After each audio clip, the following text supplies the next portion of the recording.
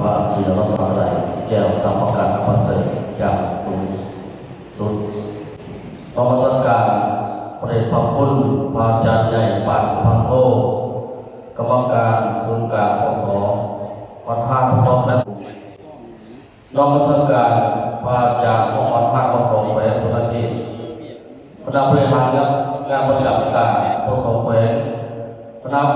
กรรมการปสแขวงพระปสเมือง14 ตำบลนครพร้อมด้วย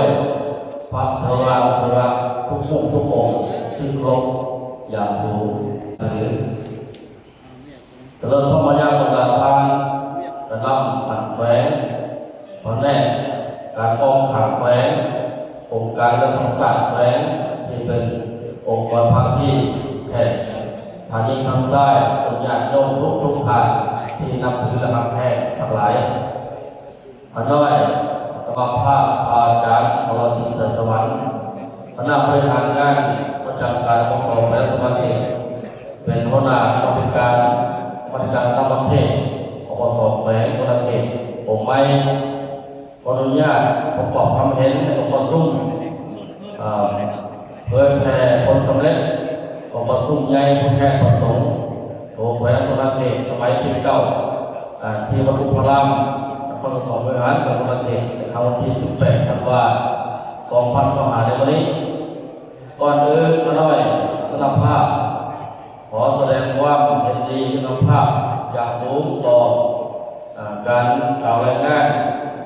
ผลสำเร็จองค์ประชุมผู้แทนประสงค์โถแขวงสุรเขตสมัยที่9ครั้งวันที่10 พฤศจิกายน 2025ที่ผ่านมา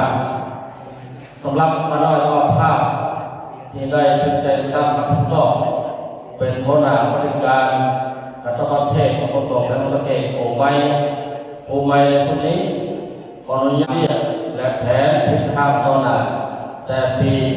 2026 หา 2030 มีดังนี้ 1. กรรมาธิการต่างประเทศแขวงต้องปรับปรุงแบบแผนวิธีเฮ็ดเรียกของตนให้สอดคล้องปฏิบัติตามหลักการลงศูนย์ประชาธิปไตยปรึกษาหารือและตกลงเป็นหมู่คณะมอบหมายความรับผิดชอบให้บุคคลอย่างละเอียดชัดแจ้งทั้งนี้การติดตามสุขโยกการจัดตั้งปฏิบัติตัวจริงเป็นแต่ละระยะ 2. จัดประชุมภายในคณะกรรมการของตนเพื่อค้นคว้าปรึกษาหารือและกำหนดปฏิทินสร้างแผนการเคลื่อนไหวแผนดำเนินงานประจำอาทิตย์ประจำเดือน3 เดือน6 เดือนแผนการปีและแผนการหาปีพร้อมทั้งมีการสรุปที่ราคาผลสำเร็จ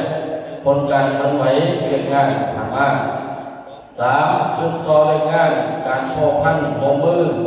กับองค์การจัดตั้งชาวพุทธองค์การจัดตั้งศาสนาอื่นที่อยู่ภายในและต่างประเทศตามการมอบหมายของศูนย์กลางอปส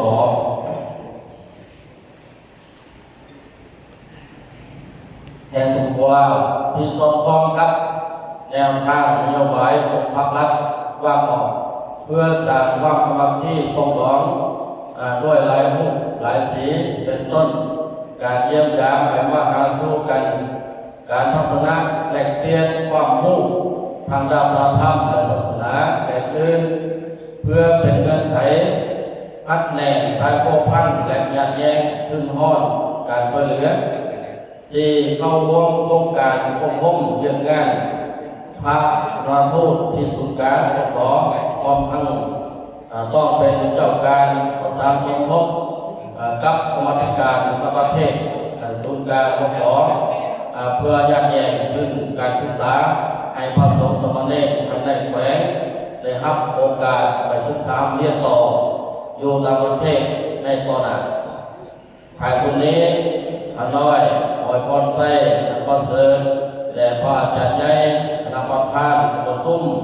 พร้อมด้วยพระเทวานุเทระทุกองค์บรรดาผ่านแขกกันนำขันแขวงและคนญาติโยมผ่านยิงผ่านไส้ทุกผ่านจงมีสุขภาพแข็งแรง มีความสุขความเจริญประสบผลสำเร็จในหน้าที่งานอันมีเกียรติของทานทุกประการขอให้ทุกท่านจงเจริญด้วยจตุพรใส่สีประการเพื่ออนุวัฒนาสุขภาพด้วยเถิดขอน้อมนมัสการขอเจริญพรสาธุวันนั้นที่การเป็นสิ่งทำปฏิบัติกรรมฐานของเก่าเนาะได้กล่าวมาหน้าที่ในการต่างปฏิบัติต่อไปจะได้กล่าวให้วันประเด็นพระคุณมาจากพระพุทธมันสุขมาจากในนามคณะกรรมการเป็นสิ่งทำและปฏิบัติกรรมฐานผมไม่ได้คือกล่าวรายงานในทางเสียทัศน์ในการต่างปฏิบัติเกี่ยวกับเรื่องงานในแบบสิ่งทำเปิดกรรมฐานของการพุทธศาสนาของแห่งสมเด็จของเรานี้ในระยะ2026-2030เนาะของการรัฐนิมนต์โดยความเคารพอย่างสูง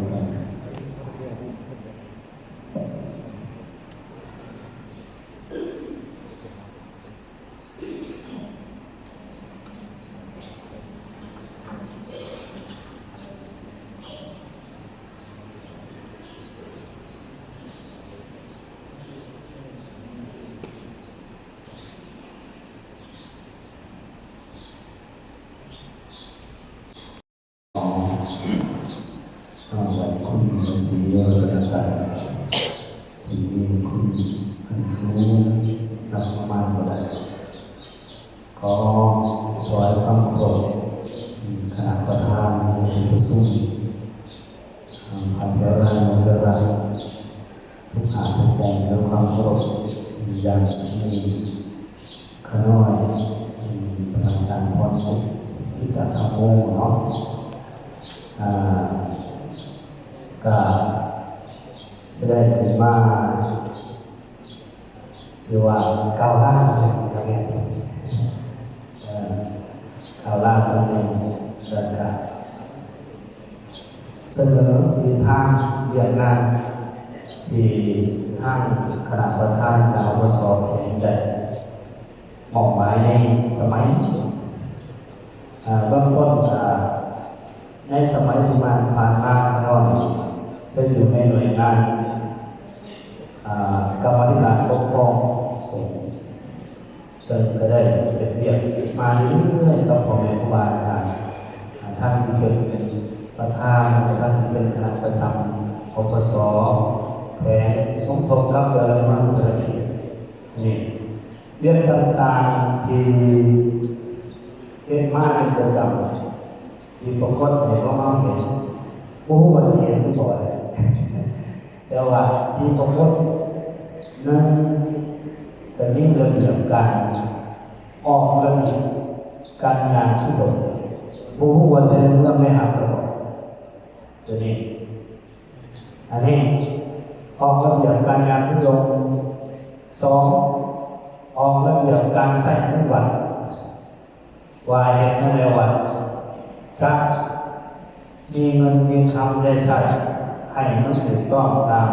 ธรรมนูญสงฆ์และระเบียบนับรัฐศาสนาตัวนี้อันนี้กับผู้ว่าทางองค์การเขาได้ทางอบสเขาแจ้งไปเลยเมื่อตลอดตัวนี้แล้วก็ตัวต่อมาก็ลงติดตามอาธิกรต่างๆที่เกิดขึ้นในแต่ละเมืองอย่างเช่นเมืองเซบุรีเมืองสองคอนสิเมืองพีสิประมาณนี้ไม่ได้ลงติดตามเอาใจใส่ปัญหาต่างๆที่เกิดขึ้นก่อนตัวบ่อยแก่พุทธศาสนาแก่สังคมนอกนั้นก็ลงติดตามร่วมประกาศแต่งตั้งประธานอบสแต่ละเมืองเป็นสมเด็จที่ผ่านมาหน่อยเนาะสีราชนไทยขอถวายพวกเรา